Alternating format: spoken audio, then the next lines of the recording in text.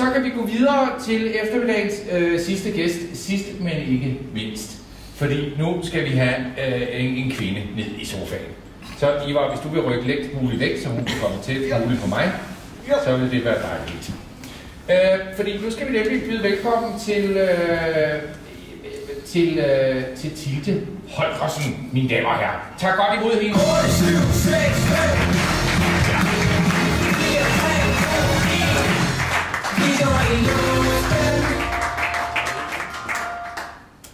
Og Tilde, hvis du vil have en peber ned, så tager du bare en af Ivars. Jeg tror, vi lader dem døbe. Tilde, hvad kunne du tænke dig at være i det her projekt? Jeg finder lige så en banjemos, mens du spiser. Det er også for sjældent, man hører dem. Noget stort. Noget stort? Ja. Ja. Ja, og derfor så vil jeg godt snakke om, at nu får du slet ikke brug for Søren Banjemus, fordi det bliver absolut ikke kedeligt. Fordi jeg vil godt snakke lidt om økonomi. Ja. Ja.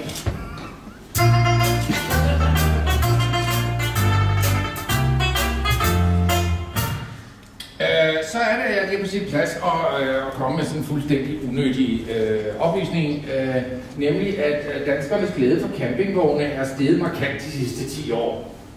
Der er rent faktisk 121.300 campingvogne i Danmark i pt. Der er også flere og flere hjemløse, så det passer jo meget godt. Og du er så i stand til med din økonomiske sats at give en hjemløs en campingvogn.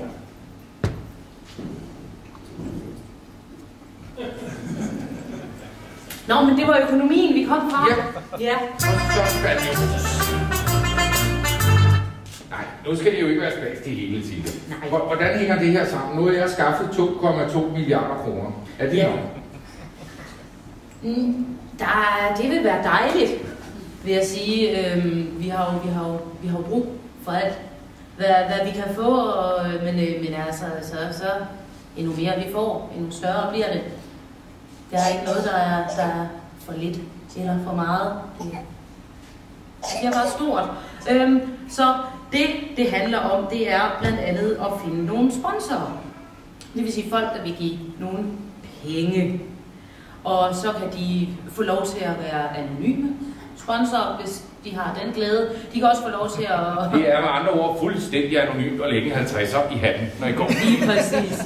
Hvis man synes til gengæld, at man vil have sit navn på noget, så har vi en hjemmeside, som da vi lavede forsøget i Ringkøbing, var vældig besøgt, fordi det er her, man kan gå ind hver dag og se, hvis man nu har misset et afsnit, hvad der er sket, se billeder og alt muligt andet, som løbende vil blive sat på.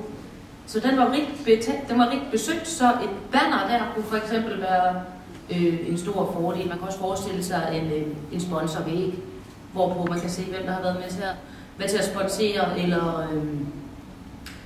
eller julekalenderen, hvor man kan få små reklamer ind i lågerne, ved siden af eventuelt en Bornholmer.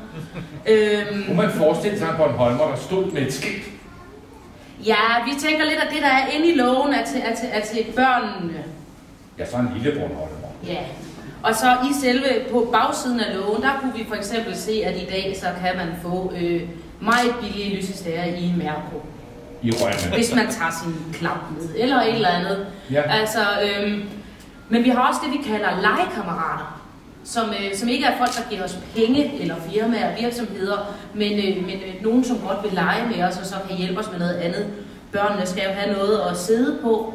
Det kan være, at de har en god idé til et eller andet, de kan sidde på. Det kan også være, at de har et toiletbræt firma og gerne vil sponsere...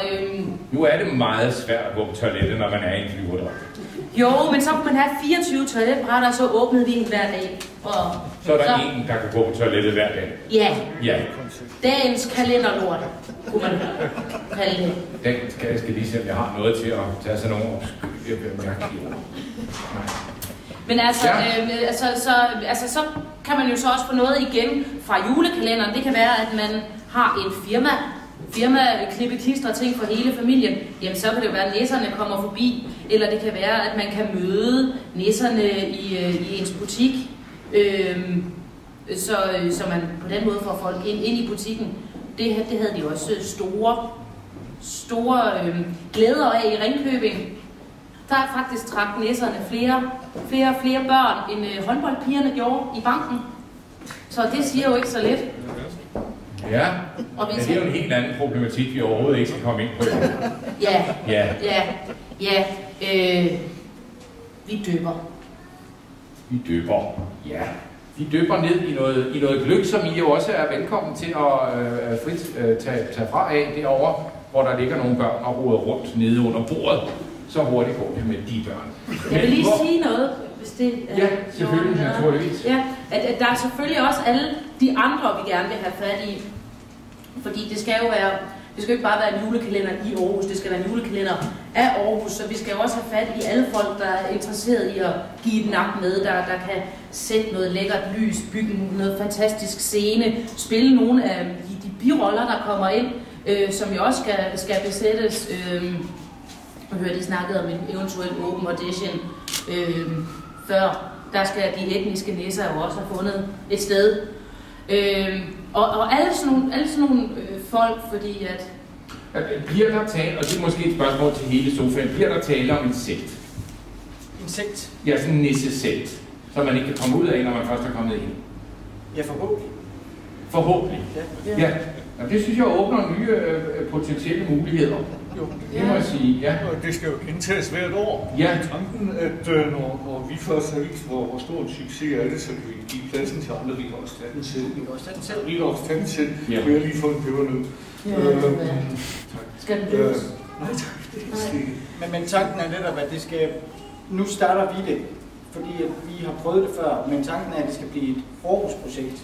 Ikke et Nojazz eller Ivar eller hvem nu er der står for lige nok. Men simpelthen et Aarhus-nisse-projekt. Så det er også derfor, det er så vigtigt at finde det her engagement med folk. Det er derfor, vi vil have det her lille dalleballe ventiler råbekor kommer forbi og giver et nummer i julekalenderen. Altså fordi at vi har selvfølgelig brug for pengene, og uden pengene, så har vi ikke noget projekt. Men altså uden engagement, så er der slet ikke nogen grund til at lave projektet, så det er det vigtigste. Og derfor kan man også henvende sig på hjemmesiden, hvis man har lyst til at være med. Og det er denne her adresse, som fiktivt står her nu. Ja. Det er fordi, det bliver optaget på video. Til dem, der ikke har videobriller på, vi har udleveret sådan nogle videobriller, så I kan se det hele streamet. Til dem, vi synes var rigtig vigtigt.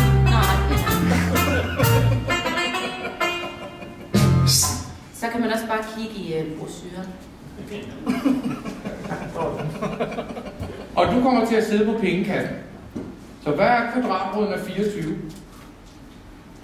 Det skal du ikke. Ja, det er i hvert fald tydeligt, at du har brug for nogle legekammerater til det højt og sådan meget hurtigt. Jeg har altid været et meget ensomt barn. Ja, og det kan jo passe fint sammen med resten af de terapiemner, som vi har været inde på her i eftermiddag. Mine damer og herrer, med mindre at Tilde lige vil svare på et enkelt spørgsmål mere. Vil du have en pebernød? Nej, tak. Jeg prøver at holde op. Det er snart. Men jeg kan da godt svare på, hvis du ikke synes, at du har fået nok at vide. Tror du på julemanden, Tilde? Ja, jeg tror ikke på det, han siger, vil jeg sige. Vi har mødt ham, og han findes skam. Ja. Vi er to, der har sygt. Hvad sagde han til dig, Tilde? Det har du sikkert snakket med Ivar om, så det kan komme med i stykket. Mine damer og herrer, Tilde Holst.